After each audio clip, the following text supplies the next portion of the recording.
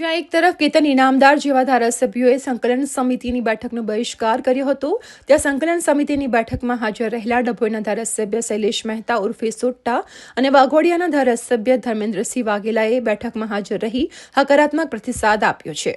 તેમણે જણાવ્યું કે બેઠકમાં પ્રજાના પ્રશ્નો અને પડતર કામો અંગે ગંભીરતાથી ચર્ચા કરવામાં આવી. ધારાસભ્યોએ મીડિયા સમક્ષ નિવેદન આપતા જણાવ્યું કે જિલ્લા કલેક્ટરે તમામ અટકેલા કામોને સમયસર પૂરા કરવાની ખાતરી આપી છે.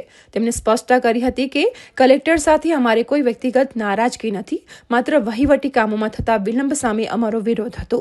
ધારાસભ્ય રહેલ શૈલેષ મહેતા જણાવે છે કે હવે આશા જાગી છે કે છેલ્લા 8 વર્ષથી અટકેલા પ્રશ્નોના નિરાકરણ માટે તંત્ર ગંભીર જણાઈ રહ્યું છે.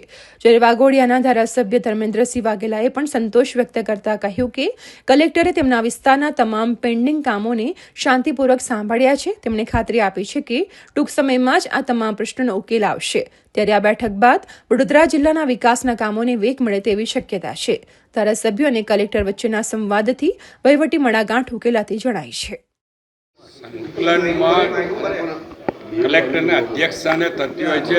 તમામ વિભાગના અધિકારીઓ હાજર હોય છે અને જે પ્રશ્નો હોય એની ચર્ચા થાય ને જે તે અધિકારીઓને સૂચના આપવામાં આવે છે. મંજૂરી નામંજૂરી અહીંયા નથી થતી. સારું, કયા કયા કામોની રજૂઆત આપની રહી અહીંયા? અમારા પલાસવાડા ફાટક પર જે ટ્રાફિકની સમસ્યાઓ છે એની વાત થઈ છે. ડભોઈના ગઢભવાની મંદિરની વાત થઈ છે. બાયલીમાં અસાનધારાની વાત થઈ છે. ચાણોદ અને કન્નાડીમાં મંદિર પરના ઘાટોની વાત થઈ છે. સુએજ ટ્રીટમેન્ટ પ્લાન્ટ જે ચાણોદમાં ચાલુ કરવાની છે કામગીરી, એ બાબતની વાત થઈ છે. આવી અનેક સમસ્યાઓ જે છે તમામ કેટલા મહિનાથી આપ રજૂઆત કરી રહ્યા છો? તો છૂટા 8 વર્ષથી ધારાસભ્ય તરીકે ત્યારથી બધી રજૂઆતો કરતો જ આવ્યો. આજે તમારે કામ નથી થયા ત્યારથી? કામો થાય છે. કામો કેટલાક છે તે આર્કોલોજીક ડિપાર્ટમેન્ટને એનઓસીઓના કારણે નથી થતા. આવું બધું છે. તેન તલાવનો ઇસ્યુ છે. તેન તલાવમાં એનઓસી હવે આવી ગઈ છે અને હવે ટૂંક સમયમાં કામગીરી ચાલુ થશે એવું કહેવામાં આવે. સારું, સીએમને જે રજૂઆતો કરાઈ હતી એ પ્રશ્નો અહીંયા રજૂ થયા છે તમારા?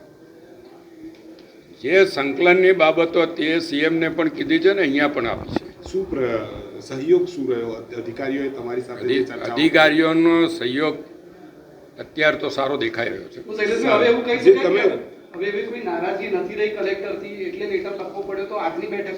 સરકાર અમારી છે. સરકારી અધિકારીઓ અમારા જ કહેવાય અને ભાજપની સરકાર હોય ત્યારે ભાજપના પ્રતિનિધિ તરીકે રજૂઆત કરવાનો અધિકાર અમારો છે. રજૂઆત કરીએ છીએ. પ્રજાના પ્રશ્નો વાચા આપે છે. નારાજગીઓ આમાં ના કહેવાય. સારું, તમે જે મુદ્દો ઉઠાવ્યો હતો વિદ્યાર્થીઓ, એ મામલે કોઈ રજૂઆત થઈ? શું કહેશો? કડક પગલાંની પણ જરૂર છે? એ ગઈકાલે પોલીસ કમિશનરે જે સંકલ્પ લેવા માટેની જે કર્યું હતું એ પ્રમાણે આજે એસપી સાથે પણ વાત થઈ છે. કારણ કે જે યુનિવર્સિટીઓ આવી છે જિલ્લામાં આવેલી છે એટલે કમિશનરની માફક અહીંયા પણ જાગૃતિ ફેલાવવા માટેના પ્રયત્નો કરવા જોઈએ. અને એસપીએ સ્વીકાર્યું છે કે આ વખતે ઘણા કેસો કર્યા છે, વધારેમાં વધારે લોકોને એરેસ્ટ પણ કર્યા છે. એનો જ મતલબ છે કે ટ્રસ્ટનું નુકસાન વધે છે અને એ રોકવા માટે જે પગલાં લેવા જોઈએ તમામ પગલાં લેવાની સૂચનાઓ આપવામાં. બધા પોતપોતાના કામોમાં હોય ત્યારે ના પણ આવી છે. ઘણી સંકલનમાં હું પણ નથી આવી. કેતનભાઈ સાથે અમારે હજુ સુધી વાત નથી થઈ. વાત થયા પછી કહીશ. ભાજપના તમામ ધારાસભ્યો એક સાથે જ છે. 162 ધારાસભ્યો એક સાથે. સંકલનના પ્રશ્નોમાં જે કંઈ જૂના સંકલનના પ્રશ્નો બાકી હતા એ પ્રશ્નોની આજે ચર્ચા કરવામાં આવી કે જે વાઘોડિયા ખાતેની નગરપાલિકા મંજૂર થયા પછી ડ્રેનેજના ખૂબ મોટા પ્રશ્નો હોય. વર્ષો જૂની ડ્રેનેજ છે એટલે વારંવાર ઉભરાવાનું અને ગ્રામજનોની ફરિયાદ એ એક બહુ મોટો પ્રશ્ન હતો. એને વહેલામાં વહેલી તકે જમીન જે ફાળવણી કરવાની છે એ જમીન ફાળવણાનો આજે કલેક્ટરશ્રીએ ઓર્ડર કર્યો છે. એટલે જે મોટી સમસ્યા અમારા ગટર ઉભરાવાની અને વાઘોડિયાની જનતાને જે ખૂબ મોટી મુશ્કેલી પડતી હતી, 1 વર્ષથી ટેન્ડર પ્રક્રિયા ચાલતી હોય અને જમીન ફળવાતી ના હોય એના માટે થઈને જે મુશ્કેલી હતી, એટલે જૂના પ્રશ્નો ઉકેલ કરવા માટેના આજની અમારી આ મિટિંગમાં મહત્ત્વનો મુદ્દો હતો. 52 ગામ મહીસાગર પાણી જૂથ જેની અંદર સરકારે 150 કરોડ રૂપિયા જેટલું ભંડોળ આપતું હોય અને જે બોરવેલ કરીને પાણી એની અંદર આપવામાં આવતું હોય, બાજુમાં સ્મશાન હોય અને માછલીઓ પણ અંદર આવતી હોય અને જે 52 ગામ એના કારણે પાણી ઉપયોગ નથી કરતા. એટલે એ જે જૂની માગણી મારી હતી કે ત્યાં મહીસાગરમાં નવો ફ્રેન્ચવેલ બનાવવામાં આવે અને આ યોજનાનો જે લોકો ઉપયોગ નથી કરતા તો એ પાણી જે શુદ્ધ નથી મળતું એ પાણી માટે થઈને આજે નવી દરખાસ્ત કરવાની કલેક્ટરશ્રીએ મંજૂરી આપી છે. આ રજૂઆત પહેલા કરાઈ હતી, ધ્યાને ના આવી, એ બાદ સીએમને રજૂઆત કરાઈ હતી. હાજી, હવે આજે એ મંજૂર કરાઈ છે. મંજૂર. હવે તમે કલેક્ટરથી નારાજ નથી? અમારા કામો થાય તો અમારે કોઈથી નારાજગી નથી. પહેલાં પણ અમે નારાજ નહોતા.